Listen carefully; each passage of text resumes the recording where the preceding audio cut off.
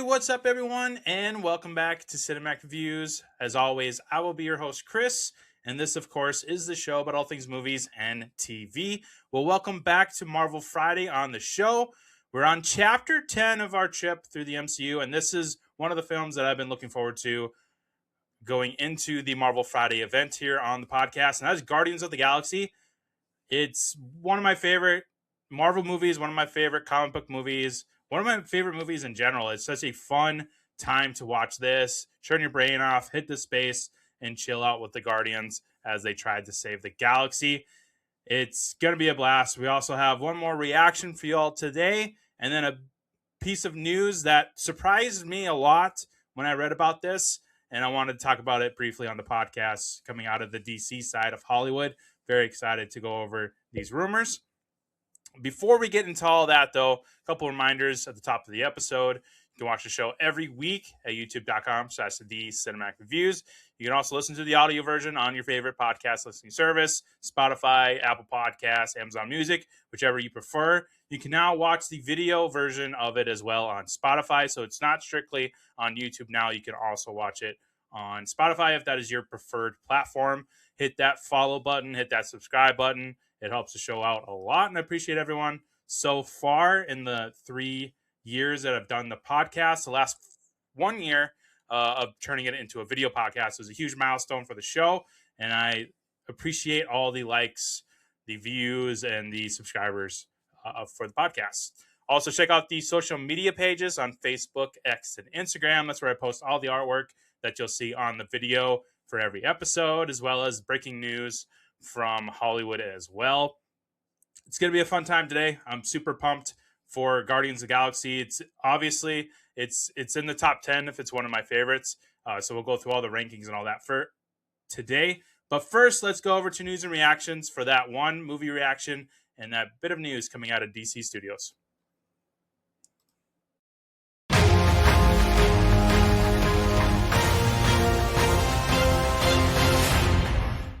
So first up, that bit of news coming out of DC. Rumor is that Sebastian Stan and Scarlett Johansson are reportedly in talks to join the Batman 2, the sequel to Robert Pattinson's Batman film.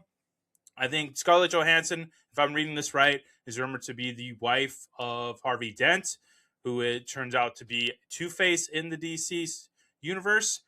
And speaking of that, that means Sebastian Stan is also rumored to be playing Harvey Dent, aka Two-Face. So, a couple of Marvel alums looking to cross over into the DC studio. Scarlett Johansson joining the Batman 2 would be an absolute dream of mine. As you know, if you are a follower of the show over the last couple of years, I've constantly talked about Scarlett Johansson being my favorite actress of all time. She is so entertaining, so good at what she does.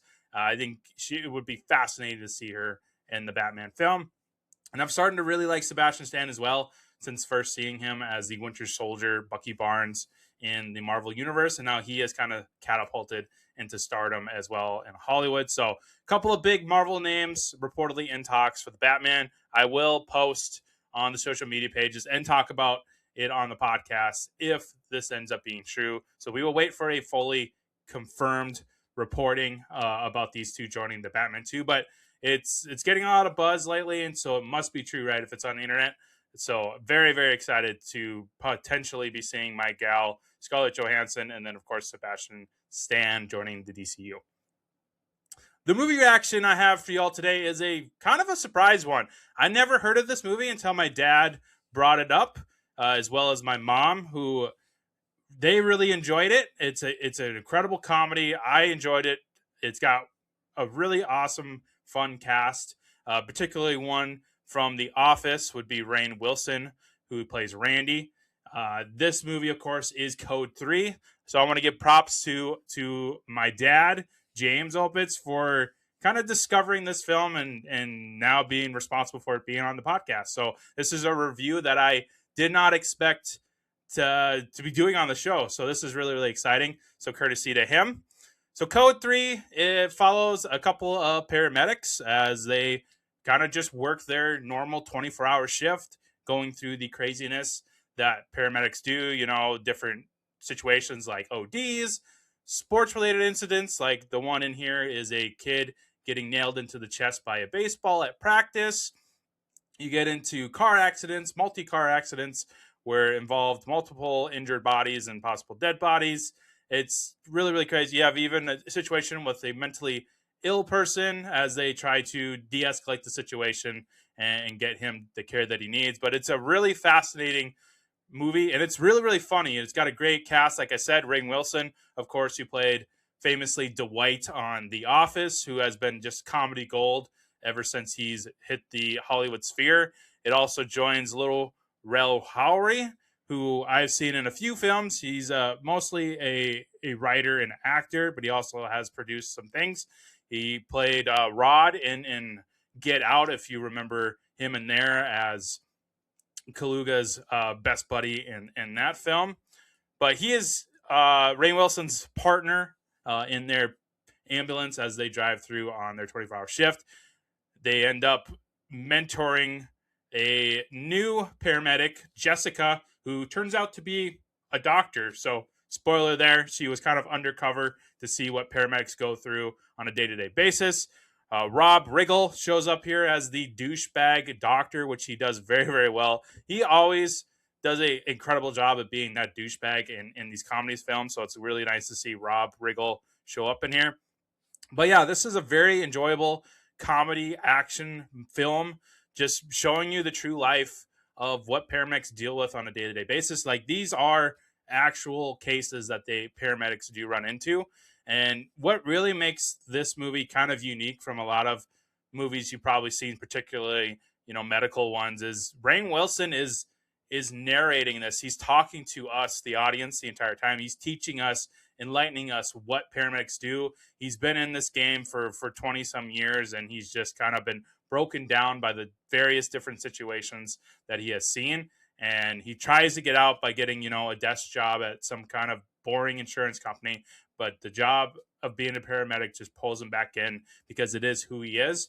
And it's a very, very surprisingly entertaining movie. And it's all to do with, Rainn Wilson's performance. He is the star of the show. He kind of moves this movie along and is very entertaining and very compelling in a way too, because you feel the emotional toll that these paramedics go through on a day-to-day basis when they go through these 24-hour shifts and all the different scenarios that they have to deal with. This came out in September 12th, 2025. It had a budget. Wow, they actually don't even list the budget on here. They did have a gross. It grossed about $35,000. So, I mean, this is basically a straight to streaming movie. Let me see if I can find a budget here. Code 3 budget. What was the lowest budget? No. Let's see if we can get some information here. Courtesies of thenumbers.com. So if you own that website, you're on the podcast. But wow, $35,000 for the box office. I can't even open this site. Let's see if I can do this here. Let's try this one. Don't see. Wow, they don't have the budget for this movie. It's got to be really, really low. I mean, it's a pretty self-contained movie. And so I'm not surprised that I'm having difficulties finding the budget here. Let's see what Wikipedia says. I don't trust Wikipedia, but in this case, I'll make the exception. See, now the box office here says 12,000, but then IMDb says 35,000. So I don't see any type of budget in here, which is really unfortunate. I was really curious on how much this movie cost to make. It couldn't have been much, but okay, that's really unfortunate. Anyways, back to that. Yeah, it's a pretty interesting. It's a really fun comedy to watch. It's a really cool kind of behind the scenes like movie when it comes to paramedics and what they deal with. So definitely check out Code 3.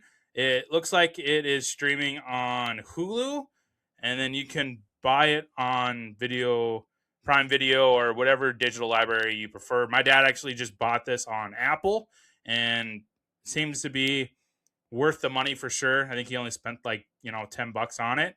So figured why not? And so check out Code 3 if you just want a really good turn off your brain comedy starring Ring Wilson. Especially if you're an Office fan or even just a Dwight fan, definitely check this out. He kind of brings that Dwight energy in, and it's really entertaining. So check out Code 3 today. The popcorn scale, I'm going to give, what did I give this one? I gave this a 4 popcorn buckets. So very surprised that I gave it that high. It was really funny. I was really entertained by it. So I'm giving it 4 popcorn buckets for sure. So check out Code 3 today. Well, that's going to wrap it up for news and reactions. Let's get to our featured film, Guardians of the Galaxy.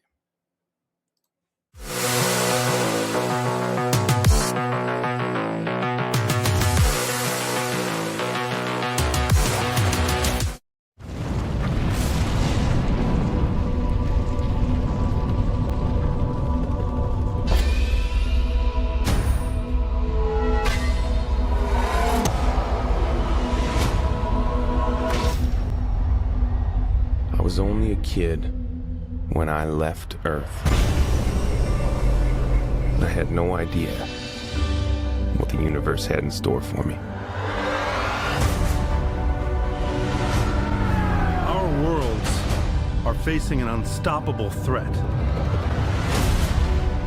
You guys are our last chance. I guess we're stuck together, partners. Are you telling me the fate of 12 billion people is in the hands of a thief, 2 thugs, a murderer, and a maniac? This might not be the best idea. We will not stand by as evil wipes out billions of innocent lives. Why would you risk your life for this? Because right now, life's giving us a chance. If we don't protect the galaxy, who will? We'll follow your lead. Oh, yeah.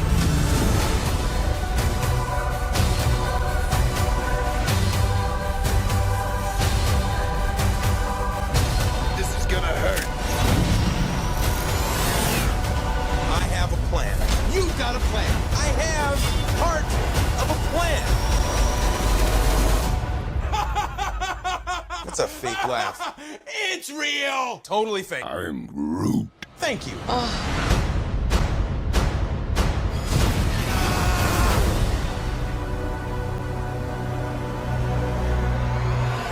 What is that? It's a bomb. And you leave it lying around? I was gonna put it in a box. What's a box gonna do?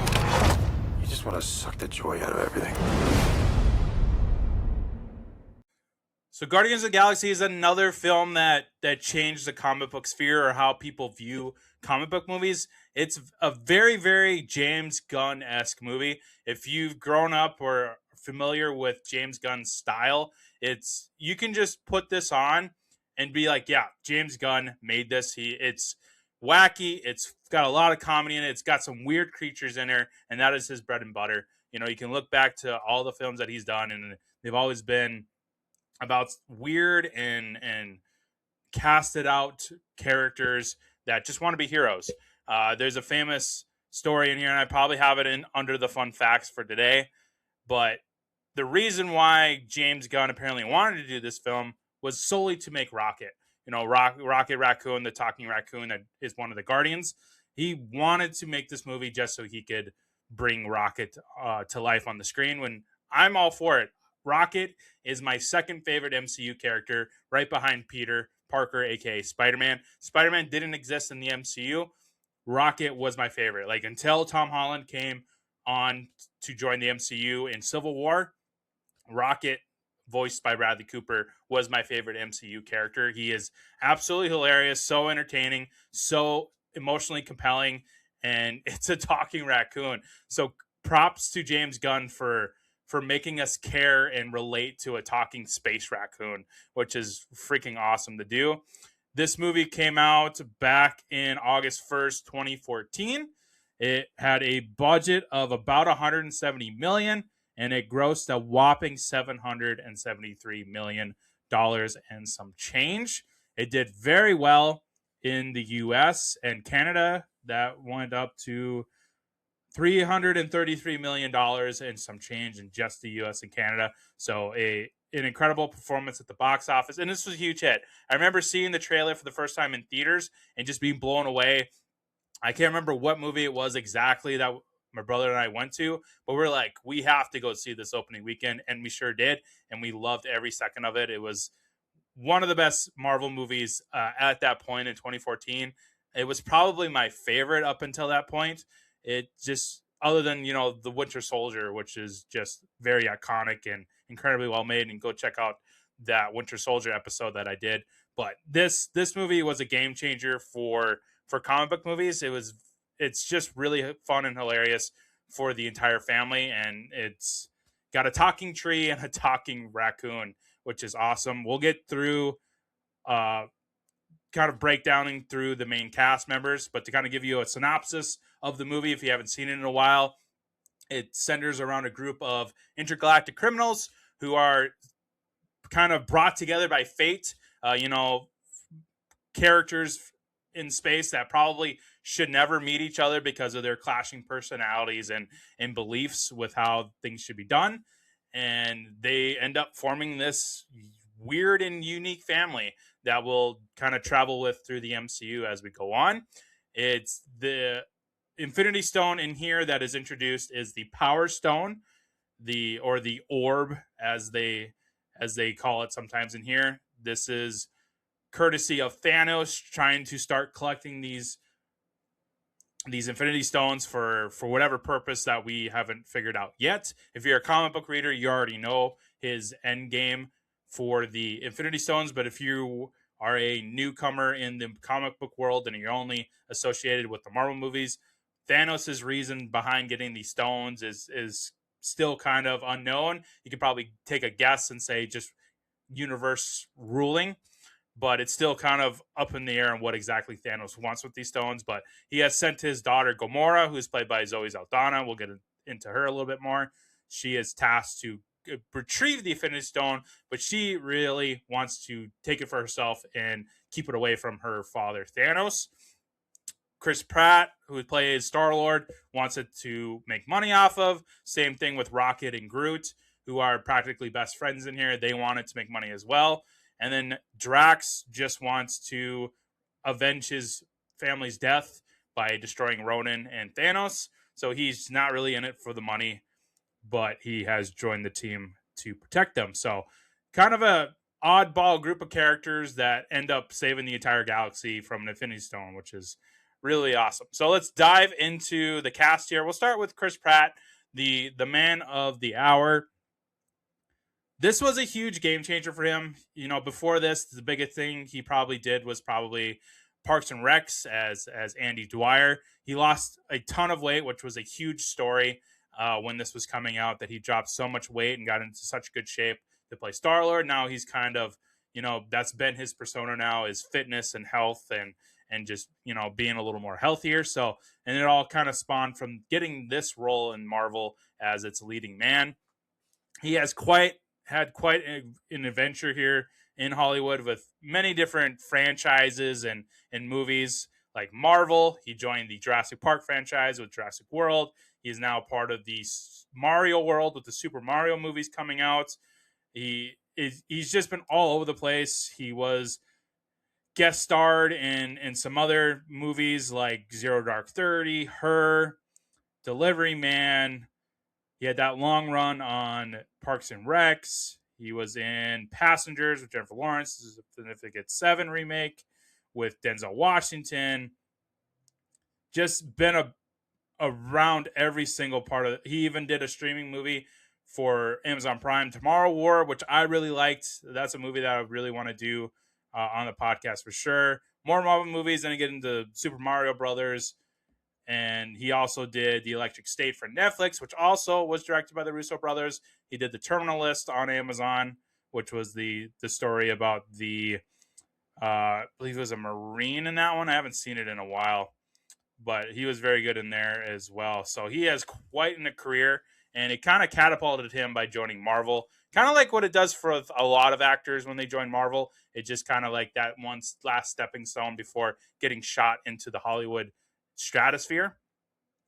Next, who else is on my list? We got Zoe Saldana, who we talked about a lot on the Avatar podcast, but she is like the sci-fi blockbuster queen right now. She's been in the Avatar franchise, Star Trek franchise, and Marvel franchise, all in space. And she's just a phenomenal actress, and I love her as Gamora. She is very stuck in her way, but she also has a past and an emotional trauma that she deals with the killing of her parents on her planet by Thanos, and then being forcibly adopted by Thanos and having to work for him. And now she wants to break apart from him and protect the universe from the Infinity Stone. But she is fantastic in here. I love her chemistry with Chris Pratt and the rest of the group here. She is kind of like the serious big sister for this group of misfit guys that are just goofing off, and she's like, we have to stay on mission, we have to save the galaxy. So she's kind of that moral compass, so to speak. And then she forms this unlikely relationship with Star-Lord that we'll kind of see progress through the MCU into, Volume 2 and Volume 3, and then even Infinity War when they come back in there. So she's fantastic in here as Gamora. Absolutely love Zoe Saldana. Then we have Drax, played by Dave Bautista, who I don't think we've really talked about a whole lot on this podcast. So I guess now would be the best time as ever just to kind of talk about his crazy career. Starting out, as a WWE wrestler. That's where I first saw him in. And then he ended up joining, the Hollywood sphere as a major, major actor. Again, been in a bunch of different franchise movies, different movies on his own. So he had Marvel. But then he also joined the Blade Runner franchise. He appeared in some streaming movies like Stuber and My Spy. He also was in Glass Onion as one of the suspects of that murder. In that one, he appears in Dune franchise. You haven't seen much of his newer stuff, like The Naked Gun he appears in, The Killer's Game. He does a sequel to My Spy. And then he has Trap House, which I haven't seen yet. He has a new one coming out, apparently, with Jason Momoa. So I think it's called The Wrecking Crew. The trailer just dropped for that, like today or yesterday. So he's still making movies. But his life has kind of centered around the WWE for a long time until he jumped ship to the Hollywood. Like James Bond, he was Inspector. So that's another franchise that he's jumped into. So he has had quite a lucrative Hollywood career, and I think he's a great actor. He's very hilarious in here. Drax, he's a very he's the idiot of the group. Just to not to sugarcoat it, I'll just be as transparent as possible. He's the idiot of the group. He's a complete moron, and they make fun of him all the time, and it's just kind of his shtick where he takes everything so literal. That's just how his people are, and Dave Bautista plays this so well as the big bulking idiot that's just massively strong and is kind of the muscle of the group. He's really, really entertaining. Vin Diesel voices Groot. I've got a couple fun facts that I'll save for him, but we've talked Vin Diesel quite a bit with back in one of the first events we ever did on the podcast was the Fast and Furious franchise. But then that's kind of like his baby right now. And ever since, he hit the Hollywood sphere, was making Fast and Furious movies. But he's been in other things, Marvel, and what else did he do? Triple X. That's another great one. I think he did two of them. The original one, and then that later sequel, Return of Cage or something. The Pacifier, which is a classic movie that I watched as a kid. I would really like to do that on the podcast for sure. Babylon AD, I remember that one. And then another franchise he's been a part of and led was the Riddick franchise, which is excellent. We're definitely going to do that at some point. So he has had quite an interesting career for himself. He also did, what was that? The Witch Hunter, which was a franchise they were hoping to kick off, but just wasn't really a thing. Same thing with Bloodshot, which was another comic book franchise that they were hoping to get off the ground, but that one didn't do so hot either.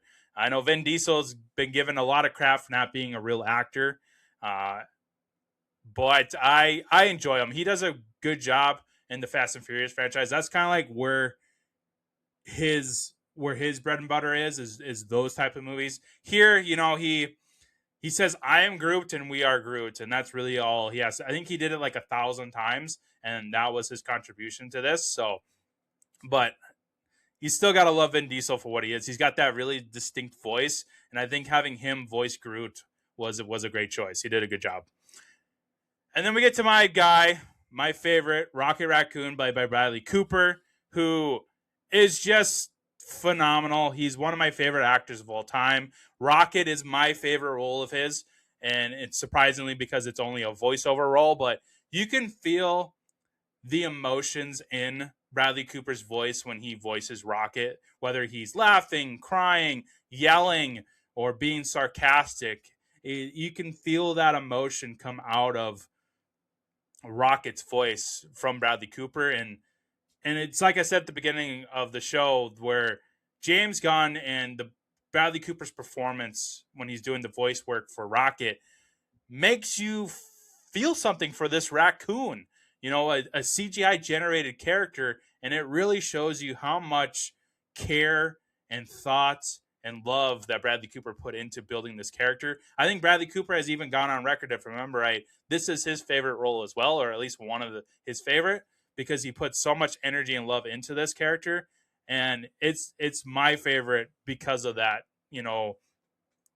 respect and commitment to building this performance. Like, if you ask me, his voiceover work as Rocket in the Marvel universe is Oscar worthy. Like, if he doesn't ever get an Oscar, he should get one for that. Of course, there's other movies that he can get Oscars for, but like, and I'm no joke, like I'm totally 100% serious when I say that his voiceover work for Rocket is Oscar worthy in my book. Like, it's freaking phenomenal what he's able to do. But he's done a whole bunch of different movies going back into the 90s. But so you have, like, he appeared in Wedding Crashers. He appeared on Law and Order for some episodes. He was in Yes Man, The Hangover. He did 3 of those. The A-Team, which was a kind of hopeful franchise, but it just didn't get off the ground. But he's really good in there. Limitless is one of my favorite of his too, with the miracle drug that makes him that taps into 100% of his brain. Silver Linings Playbook, which is probably my second favorite role of his. If Rocket Raccoon never existed, it would be Silver Linings Playbook. He is phenomenal there as Pat, the very mentally disturbed divorced man that's just trying to figure his shit out, coming back home with his parents. American Hustle, which was okay. American Sniper, he's fantastic in there as Chris Kyle, the sniper that was unfortunately killed in Texas. 10 Cloverfield Lane, he does a voiceover work in there as well. He showed up in a couple episodes of the Limitless show. War Dogs, he appears with Jonah Hill and Miles Teller. More Marvel movies. Rocket's in a bunch of Marvel movies. He even shows up in Dungeons and Dragons, that Chris Pine one. He lends his voice in If, that very kooky and fun Ryan Reynolds movie. He appears in James Gunn's Superman as Jor-El, so kind of that James Gunn link there. Licorice Pizza, like, he's been in so many movies. A Star is Born with Lady Gaga, which was another huge one that put him on the map. But Bradley Cooper does a fantastic job as Rocket. I absolutely believe that this is like an Oscar-worthy performance by him. He's just so incredible as Rocket. I love the tone of voice and the sarcasm and the, like, it's like the one scene where he when they visit the collector and the place blows up and he realizes that Gamora still has the Infinity Stone, and he's like grabbing his face and he's like, why do you still have that? Like, you can feel Bradley Cooper is on set reacting to this ultimate power being in the hands of Zoe Saldana, and he's just freaking out. Like, and if you've never seen him, go and look at the behind the scenes of Bradley Cooper recording these scenes, because he gets into it. Like, Like there's one video that I've seen probably 100 times where it's a scene where he's holding a gun and Bradley Cooper's in the studio holding a gun, reacting as if the scene was playing out around him, but he's in this studio, and it's really fascinating. Go ahead and check out those Bradley Cooper scenes. I'll probably post some on social media so you guys can check those out. But go into a YouTube rabbit hole and find those behind the scenes voiceovers from Bradley Cooper. They're just incredible. I love him as Rocket. So that is your 5 members of the Guardians. Let's get into some of these side characters here briefly. So we have the villain of this movie, Ronan, played by Lee Pace, who I'm not too familiar with. I think I really only know him from here. Let's pull up his IMDb here real quick. Looks like he was in the new Running Man with Glenn Powell, so I'll be watching that for sure. He appears again as Ronan and Captain Marvel, so we'll visit him once more when we get to that one. He appeared in The Hobbit, as Thranduil. So I do remember him from The Hobbit. So actually, we're doing The Hobbit this year, so we'll talk about him a couple of times. He was in the Twilight franchise. He was in Lincoln, and one episode of Law and Order SVU. But that's really all I know him from. So I recognize him mostly from here. You know, he's not the greatest villain, and we'll get into that on the villain scale at the end of the podcast, but he's an okay villain. He's an important villain, of course, because he, too, is after the Power Stone, and he plays a pretty important role, but the performance and stuff like that was pretty lacking. But you kind of, when you have a movie like this where the center of attention and the entertainment and the comedy come out of your 5 Guardians, the villain kind of gets thrown on the back burner and kind of overshadowed a little bit, which is just kind of the cost of doing a movie like this. But he's still an important character to have in here for exposition and moving the plot along with the Power Stone. So you kind of have to have him. Plus, he's that link to the Kree race, which we'll talk about more in the Captain Marvel movie, because that's where they really introduced the Kree and the Skrulls to the MCU. But this is kind of like a little peek behind the curtain at the Kree, which is a big part of the Marvel comic book world, is that Kree Skrull war. And so we'll dive into that a little bit more. But Ronan is still an important character. Yondu, played by Michael Rooker, who is a big James Gunn guy. Like, he's in a lot of James Gunn movies. He's really good friends with James Gunn, so he cast him a lot of movies. Michael Rooker, I don't think we've really talked about him a whole lot. I think the first thing I ever saw him in was probably The Walking Dead as Merle. I didn't see Mallrats until later on. But that's another pretty famous one that he was in.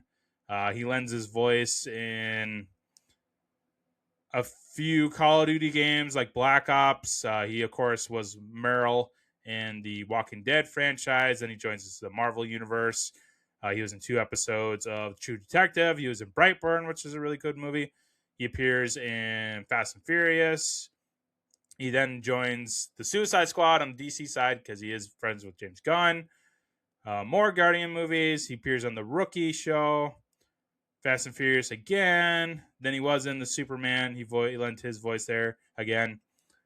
James Gunn friend, as well as the Peacemaker show. So he is kind of had an interesting career as well. But he's great as Yondu. Yondu becomes kind of a fan favorite after Volume 2, if you remember that scene between him and Star-Lord. But Yondu is an interesting character where he's painted blue. He's got the crazy pointed teeth.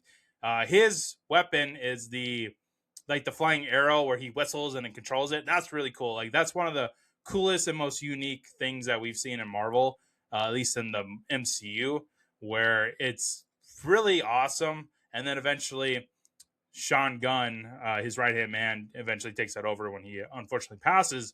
But that's such a really cool device and really unique weapon to have, where you have Michael Rooker just whistling and this really fast arrow just kind of pierces through like 100 guys out of nowhere. So Yondu is a really, really awesome character. And like I said, ends up becoming a fan favorite after Volume 2. We have Nebula, who is the quote-unquote sister to Gamora. She, too, was kidnapped by Thanos and forced to join his army and do whatever he wants. She's kind of like part cyborg, so she's been pulled apart 100 times over and given mechanical parts. She's played by Karen Gillan, who has made quite a name for herself lately as becoming Nebula. That's probably her most favorite role. But she also joined the Jumanji franchise alongside The Rock and Jack Black and Kevin Hart. But she really didn't come on the scene until getting cast as Nebula. I mean, she's done a few things like Doctor Who before that, but really joining the MCU really catapulted her into the Hollywood sphere and got her a bunch of roles. So, but she's great as Nebula. You know, she's got that deep voice, and it's kind of creepy sometimes, but she does a really good job as Nebula. We'll kind of whip through these side characters here. So you have Korath as Jaimin Hansu, my dude Jaimin Hansu. Fantastic. I love seeing him. He's a very underrated actor. He is just a sight for sore eyes. You know, he most famously played Solomon in the Blood Diamond movie. He is from West Africa, and he's just fantastic in anything that he does. So he plays kind of Ronan's lead henchman, I guess you could call him. John C. Reilly joins the MCU as one of the core men on Nova. He's really funny. I love that scene where he is reporting to Nova Prime, who we'll talk about here in just a minute here. And he's talking to her, and she's like, "Do you believe him?" And he goes, "Well, I don't believe anyone's 100% a dick." You know, he still brings that John C. Reilly charm, but he's also playing kind of a more serious role in here as one of the members of the Nova Corps. And then Nova Prime, played by Glenn Close, who is as famous can be. She's great. She's only in a few scenes, but you have to have that kind of leader figure for the Nova Corps, and that's who she is. But she's fantastic. We have the Collector, played by Benicio del Toro, who we got a little bit of a teaser from previous films, but now we get to like fully understand what his purpose is in the MCU, and that is gathering up these Infinity Stones. And he's here kind of just throw everything on the table for those that aren't familiar with the comic books or the Infinity Stone saga. So he's just kind of explaining it to us. You know, there was this huge event that happened long ago in space, and it created these 6 rare stones with unique powers in between. You know, you have the Time Stone, the Reality Stone, the Power Stone, which they focus on here, the Mind Stone, the Space Stone, and then, of course, the Soul Stone, which we don't find out till, you know, it gets introduced in Infinity War. But so he's kind of just the guy that's like laying everything on the table for the non-comic book readers so that they can kind of understand the history of the Infinity Stones and what they can do. So, but he's great. I love seeing Benicio del Toro. He's fantastic. He's kind of weird and creepy as a Collector, but he plays it really, really well. And then the last one we'll mention is Thanos. He's only in one scene. He's played by Josh Brolin now. Previously, it was a different actor at the end of the Avengers movie where they teased Thanos. And for the life of me, I am drawing a blank. Was it Ron Perlman, I think? Thanos actor at the end of Avengers movie. But once they cast Josh Brolin, that's who eventually becomes the actor. Who was... Oh, yeah. The original actor in Avengers.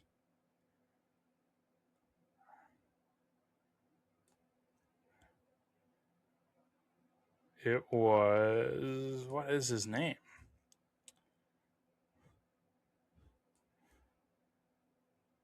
I'm not seeing a name here. This is... Oh, Damian Poultier. He originally played Thanos in that end scene at the end of Avengers.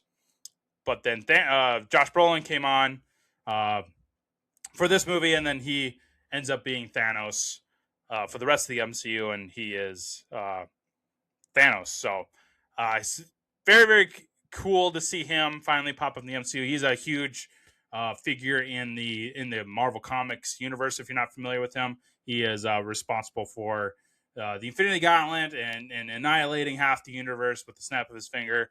So he ends up being the big bad in the Avengers movies, and they have to go take him down. But they kind of sprinkle him in here in these post-credit scenes. I think the next time we see him is at the end of Age of Ultron, and then we don't see him again until Infinity War.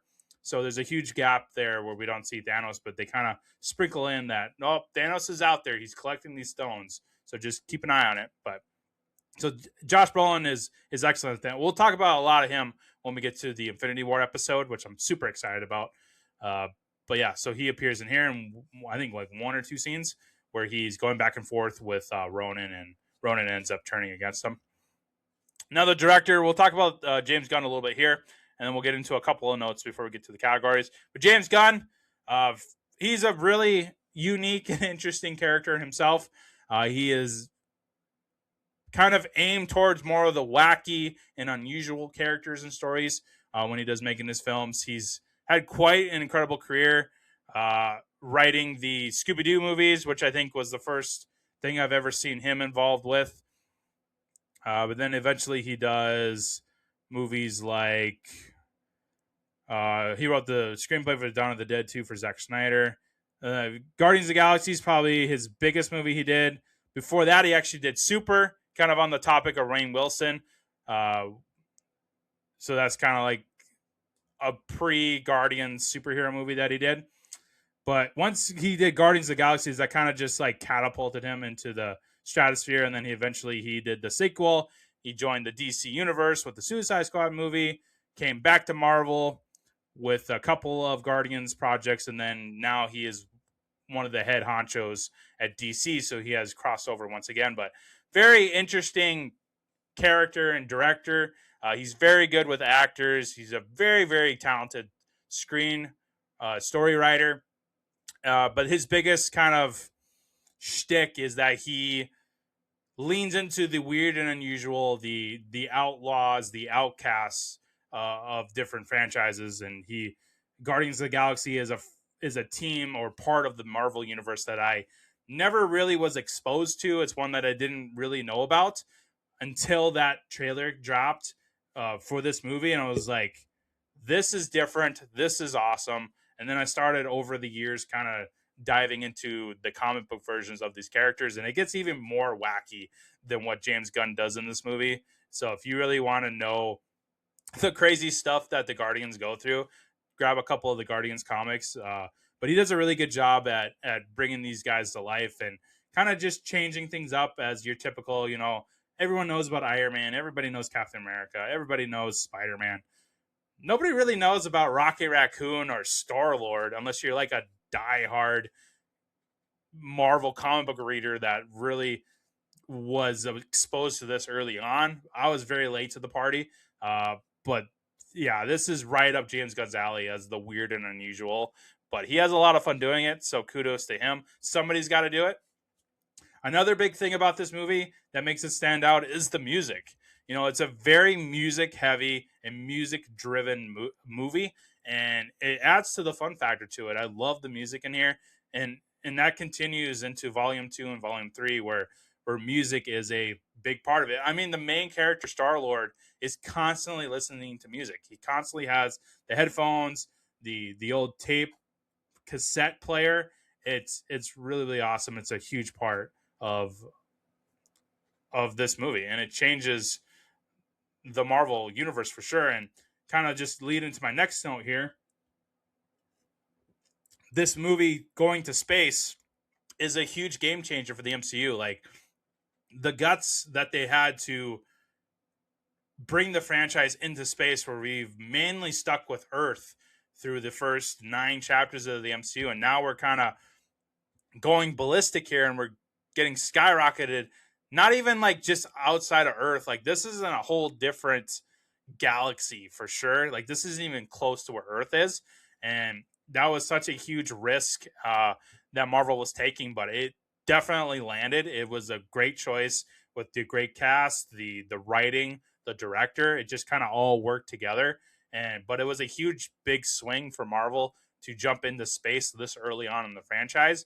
But if you read Marvel comic books over the years, like the cosmic part of Marvel is a huge factor of it. That's where Thanos is, the Infinity Stones, the Kree and Skrull War, Secret Wars. That's where we get into the multiverse stuff. It's the cosmic part of Marvel is huge, and for them to do this 10 movies in was a big risk, but they ended up landing the plane, I think, with Guardians. And then once we get into, you know, Thor and the Avengers movies going forward, we start to get to understand the cosmic part of the Marvel verse even more. But yeah, this was a huge swing for Marvel early on, but I think they did a fantastic job with it. It was a great choice to do. Guardians was a really awesome idea to bring in here because a lot of fans just didn't really understand or even know about the Guardians of the Galaxy until this movie came out, and then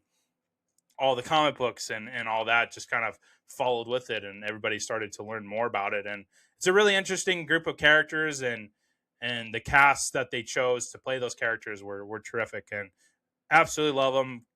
My favorite, of course, is Rocket. It's just Bradley Cooper is just so good as Rocket. So let's get into those three big categories before we kind of wrap things up and get into the rankings. So iconic scenes, again, these are scenes that when you hear the title Guardians of the Galaxy, which scene pops up into your head first? So I got 5 of them here for you. The first one, of course, is the opening of the movie. It's where Peter, aka Star-Lord, is dancing on Morag, the planet where he's finds the Power Stone, and he's just dancing and singing on that rat thing as a microphone. It's just very iconic. One of the first things I think of when I hear the title Guardians of the Galaxy. And Chris Pratt does it so well. He's so fun, energetic, and just kind of silly. It was a great choice to opening up the movie, and it really sets the tone of what the movie is. It's gonna be a lot of music, a lot of goofiness, a lot of just being wacky. It's really cool. Then we have the Guardians escaping the prison, which is really fun, especially that scene where Rocket is like, I'm going to need that guy's leg. And then Star-Lord, of course, is the one that go get the leg. And we don't hear Chris Pratt ask. They did this very well where they cut to that scene and you just hear the guy go, "You want my what?" Like, we don't even hear Chris Pratt ask him. He had the transfer, what was it, like 40 million units or something for his leg, but turns out Rocket didn't even need the leg. He just wanted to see him hop around on one leg. So they even find ways to add more comedy to a very serious situation like breaking out of prison. But that's a really fun scene where he's hijacking that one, I don't know, tower, and he hacks into the drones and kind of makeshifts his own ship to drive through the prison and out of the prison to get to Peter's ship. It's a really fun scene. Then we have the Collector explaining the Infinity Stones, which is pretty iconic because he basically lays out the Infinity Saga with the 6 stones. You know, there was an event that happened long time ago that created these super cosmic stones with their each personal powers in them. I love that scene where I don't know if I have it in the quote segment, but he's like fascinated with these, and he goes, "Beautiful," and Rocket does this thing where he goes, "Oh, we get it, Rocket. It's fascinating," and it's just the way Rocket reacts to this very serious situation of being sarcastic and making fun of the way Benicio del Toro talks and acts just adds more comedy to the scene, and I love it. Then we have Rocket in the Nova Corps holding back Roding's ship. Now, this scene, for some reason, gets me every time, and that's the reason why I think of it the most when I hear the title Guardians of the Galaxy. So Ronan is attacking Nova. He's got his giant ship coming in. So then the Nova Corps, along with Rocket and the rest of the Ravengers, led by Yondu, are tasked to hold off Ronan and protect the people of Nova. So they have these cool star things, these ships, and they form this cool net around the ship, and they're holding it back. And you have the Ravengers, led by Rocket, on the ground shooting up the enemy ships from the ground. And it's a really awesome battle sequence. and you get that scene where, what's his name? Saul, I think, one of the other corpsmen of the Nova Corps. See if I can find it here. Yeah, Denarian Saul, who's kind of another douchebag to the Guardians. But it's and he ends up getting killed, and you hear, Rocket through the radio, in kind of sad and in pain that this guy sacrificed himself to protect all these people. And it kind of changes Rocket in a way to where he's like, I kind of want to save people now. Like, I want to protect people. And that's really cool to see the evolution and the character arcs of all 5 Guardians throughout this movie when they get to this point of protecting Nova, a place that they didn't give 2 craps about. They were only going to bring the Infinity Stone to make money off of, but it turns out that they are heroes and they save all these people. It's really, really awesome to see the character arc through all these 5 Guardians. And then the last one I have is that famous dance off to save the galaxy, which they bring up back in ahead into Infinity War, where they call it the dance off to save the galaxy. And it's really cool. If you haven't seen the behind the scenes of that one either, it's pretty funny where they play a trick on, I think it's Dave Bautista, where they have Chris Pratt and Lee Pace actually like go off script and do a dance battle, and they throw it to Dave Bautista, and he has no idea that this was going to happen, so they kind of embarrassed him. But this is a really cool scene because I love that part where Peter grabs the Power Stone without even thinking, and he ends up being able to control it for a few seconds, and you get that moment where each Guardian grabs the other Guardian's hand, and it shows that they are a family now. They're stronger together, and they're able to defeat Roman. It's a really, really cool scene to watch. The most iconic, I think, when I hear the title is probably, it's got to be that scene with the dance off at the end, where you get that scene that I just talked about where they're holding hands to kind of help each other control the power of the Power Stone as it's ripping them apart. And you get that famous line, which is in the favorite quotes, you said it yourself, bitch, we're the Guardians of the Galaxy. And Peter opens up his hand, and he's able to use the Infinity Stone against Ronan and annihilate him. So that's probably the most iconic in my brain. Favorite quotes. This was tough. I had to try to limit it as much as possible. Otherwise, we're going to be talking here for an hour. The first one here is from Groot. We are Groot. It's really cool to see his character arc as the entire movie. He goes, I am Groot, I am Groot. And then he finally reveals that they are a family now. So he's like, we are Groot. And it's a really good moment. A couple of them from Star-Lord. They got my dick message. And then the one I just said, you said it yourself, bitch. We're the Guardians of the Galaxy. Really badass line. I limited myself to 3 Rocket quotes, but there's so many other ones we could do. I love this one. This is from the trailer where he gets that gun and he goes, oh, yeah. And that Bradley Cooper voice. It's so good. This one here is our booty as he's talking talking about Peter in the prison. And then let's see if you can laugh after 5 or 6 good shots in your freaking face. I like that line. This one from Yandu. I may be as pretty as an angel, but I sure as hell ain't one. That's a pretty funny one.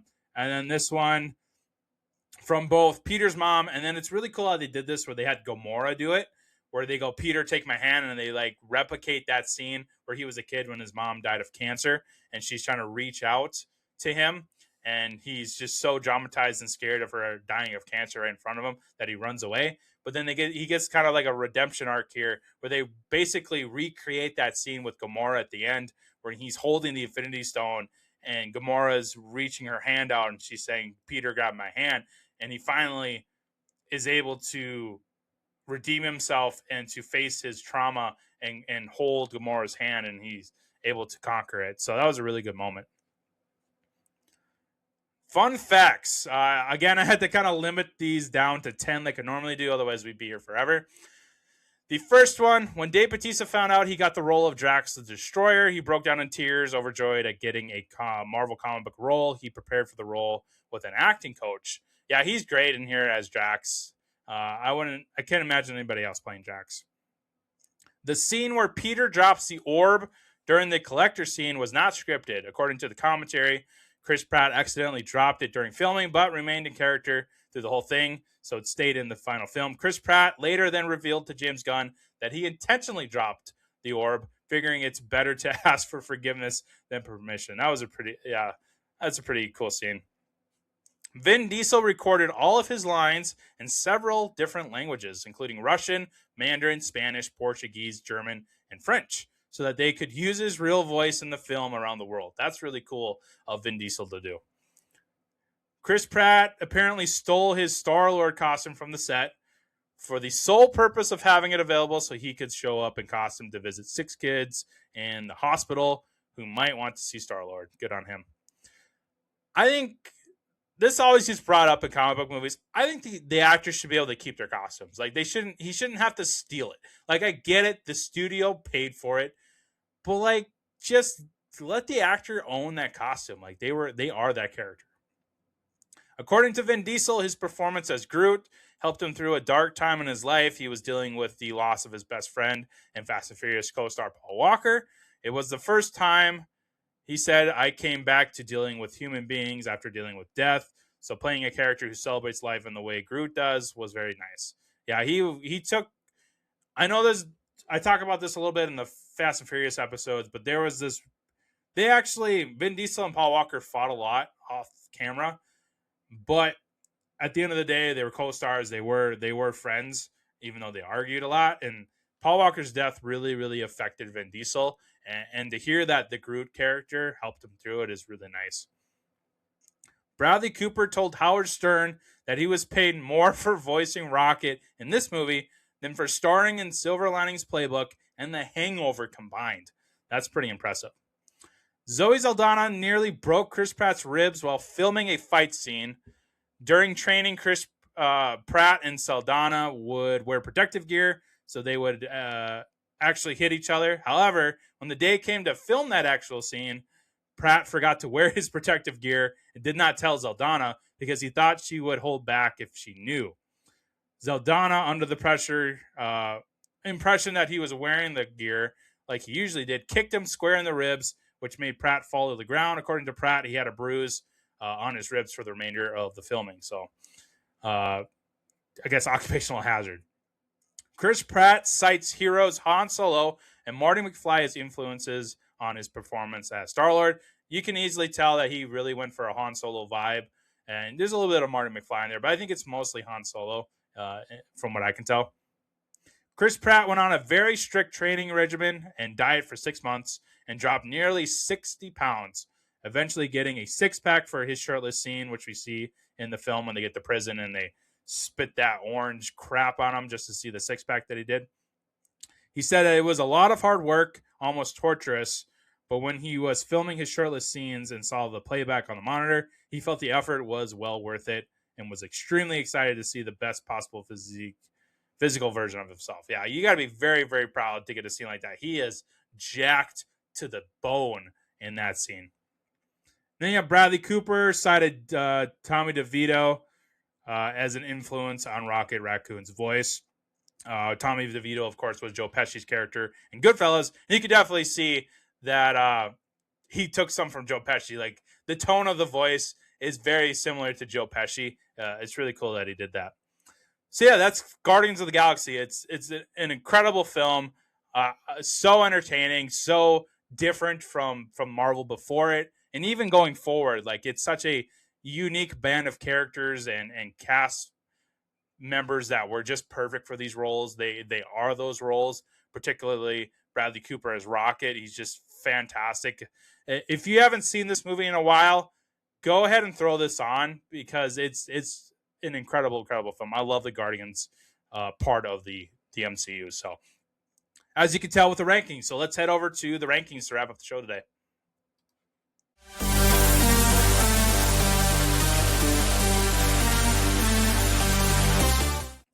All right, first up, we have the MCU ranking, then we'll do the villain scale for Ronan the Accuser, and then we'll wrap it up with the popcorn scale. So again, with the MCU rating, I won't go through the whole list of 50-plus projects because we'll be here all day, but we'll kind of talk about kind of where it falls on here. So I have it currently at number 10, so it's right there at the drop point there at the top 10. Looking around it, we've got Thor Ragnarok right below it at 11, which I know a lot of people are probably yelling at me. And then 12 is at Fantastic Four First Steps.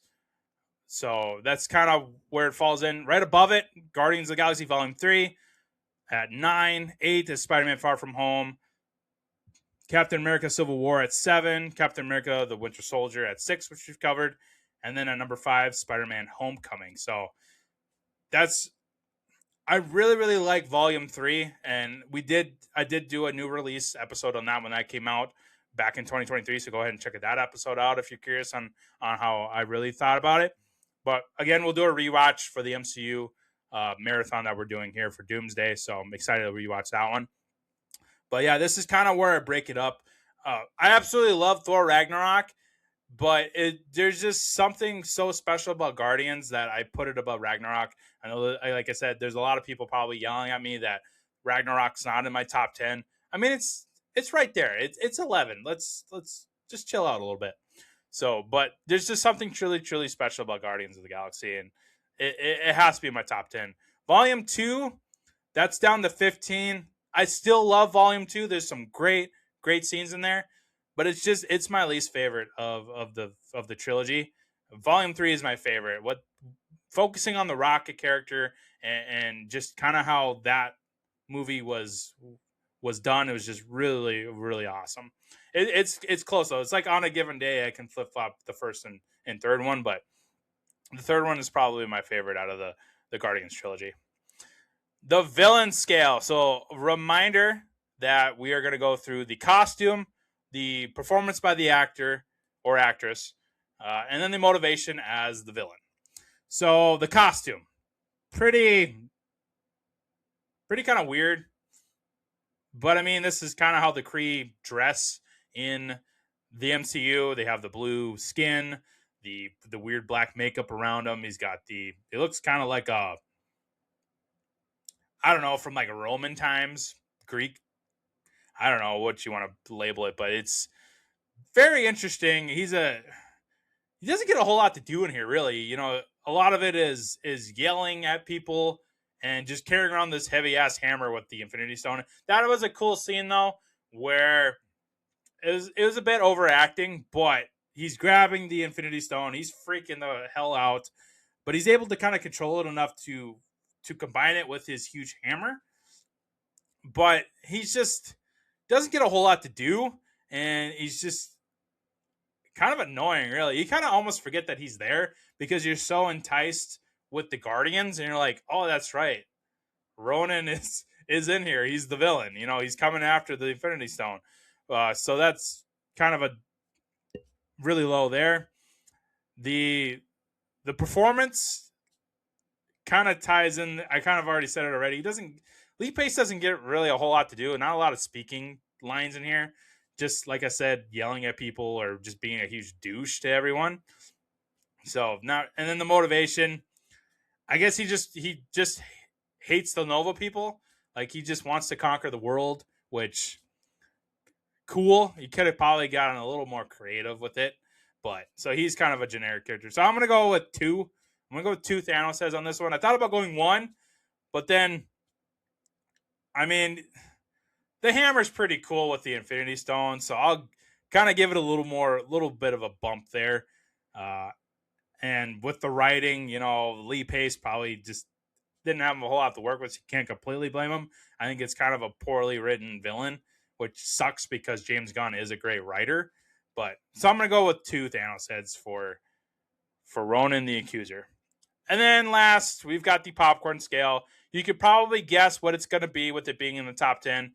It is getting the golden popcorn bucket. So I'm Guardians of the Galaxy with a bullet, golden popcorn bucket. It's fantastic. The cast, the music, the action, the humor, the emotional beats in there. It's just a fantastic movie. I absolutely love diving into this part of the MCU, and Rocket is just incredible. Just incredible. I can't speak more highly of Bradley Cooper with Rocket Raccoon. So that is the Guardians. Go check it out. It's streaming on Disney Plus, of course. if you don't own it, go own it because you got to have it. It's an incredible movie. So go and check that out if you haven't seen it in a while. To the last bit of news before I sign off, I want to just kind of give you a little preview of what 2026 is going to look like on the show. Bunch of new releases coming out. This is a huge movie year for theaters, so there's going to be a lot of trips going to the theater for sure. And we're going to kind of mix in some franchises there with a couple of events. We'll have the Marvel event, of course, going every Friday up until the end of the year because Doomsday doesn't come out until December 18th. So every Friday this year, we're going to have a Marvel episode. But kind of throwing things in there as well. We've got the Super Mario Galaxy movie coming out, the Mandalorian Grogu movie coming out, Scream 7, Spider-Man Brand New Day, Toy Story 5, Mortal Kombat 2, and then, of course, wrapping things up with the Avengers Doomsday. Dune Part 3 also comes out on the same week as Avengers Doomsday, so we have another Barbenheimer on our hands. I believe they're titling that one Dunes Day. So lots of new releases. We're going to do episodes on all those. I think Scream 7 will probably be the first one. I think that comes out in February, and then followed by Mario, I think, if I'm remembering the calendar right. And then some of the other mini events we'll do. We're going to do all 5 seasons of Stranger Things. So we're going to break down each season. We'll have an episode, so that'll be a 5-part event. We're going to do a Power Range event, which I'm very excited about. We're going to go over the Mighty Morphin Power Rangers movie. We're going to do the Turbo Power Rangers movie, and then the most recent Power Rangers movie back from like 2017 that they tried to reboot the franchise. So we're going to do a 3-parter there. We're going to do all 3 Back to the Future movies, which I'm super excited about. I love time travel movies. The Hobbit, so we're going to return to Middle Earth and do the 3 Hobbit movies, the extended editions. We're going to do a Batman universe event where we're going to do Michael Keaton's Batman. So we'll do Batman and Batman Returns. We'll do the Val Kilmer one. So we'll do Batman Forever. We'll do Batman and Robin, the terrible George Clooney one. So we'll do a 4-parter there since we already did the Nolan trilogy. We'll just do a 4-parter, 90s, 80s version. And then we'll do a fictional presidents movie, which will include, this will be a 3-part movie. We're going to do White House Down, starring Channing Tatum and Jamie Foxx. We're going to do Olympus Has Fallen, which I absolutely love, with Gerard Butler and Aaron Eckhart. And then we'll wrap it up with that one with Air Force One, starring Gary Oldman and Harrison Ford. So we're going to do a 3-part movie president event. And then we're also going to do a gamer one, which I think the gamer one will be the first one. This will be a 3-parter event. It's not on the graphic here. This was a kind of a last-minute one that I came up with. We're going to do Ready Player One, Scott Pilgrim versus the World, and we'll do Free Guy. So very, very excited with those events. That's what I have so far. I might add a little bit more depending on how the year goes. But that at least gives you a general idea of what the schedule is going to look like as far as episodes. So a lot of it's going to be new releases because we have a huge roster of movies being released. It's going to be like every weekend come like, I don't know, probably March up until like August. There's going to be there's going to be a movie every week almost. So it's going to be a jam-packed year for the show. I'm very excited to pump more content out. Thank you again for supporting the show, especially this first year of being on a video podcast. So it's been a game changer, a lot of fun. You can see my face and all the graphics that I make for the show.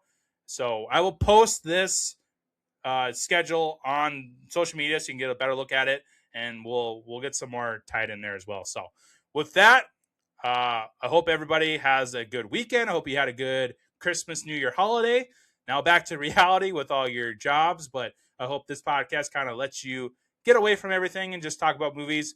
The next Marvel movie we'll do is Age of Ultron. I'm actually going to be traveling to Mexico this next week, so I'm going to pre-record this Age of Ultron episode. That'll still drop on Friday, but it won't be probably as current. So if any news breaks out during that time, I'll post them on social media. Probably won't be on the show. It'll be on the following show, which will be Ant-Man, and that'll cap off the phase 2 of the MCU. So very, very excited for Age of Ultron. Very underrated MCU movie. I really, really enjoy Age of Ultron. So that's kind of schedule coming up. So we'll update you as well as it goes. So again, enjoy your weekend. We'll see you all next time.